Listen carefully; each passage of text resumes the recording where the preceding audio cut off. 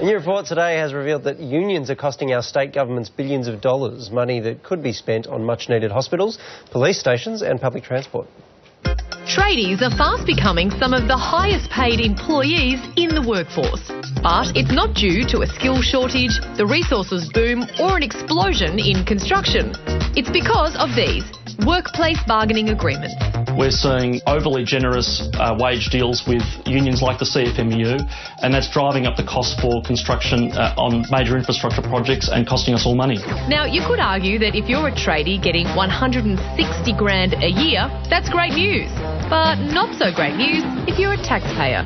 According to a report by the Institute of Public Affairs, over $3 billion of the $10 billion spent on the Melbourne Metro Rail project was attributable to EBA wage increases. It claims that money alone could build 225 new primary schools, 105 new secondary schools, 5 new hospitals, 125 new suburban trains, or 200 new 24-hour police stations. Australians, as it stands, currently pay at least 30% more for the costs of our schools, hospitals and roads than we should be. Construction costs across the country have continued to soar in the past year, with Brisbane and Sydney leading the charge. Melbourne is currently the second most expensive place to hire contractors in the world, just behind New York, with Perth, Brisbane and Sydney not far behind.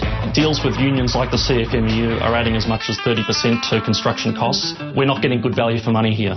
As wages have tumbled, most Aussies probably haven't seen a pay rise in the last 3 years. However, the CFMEU in New South Wales and Victoria has negotiated for its workers to receive wage rises of 5% each year.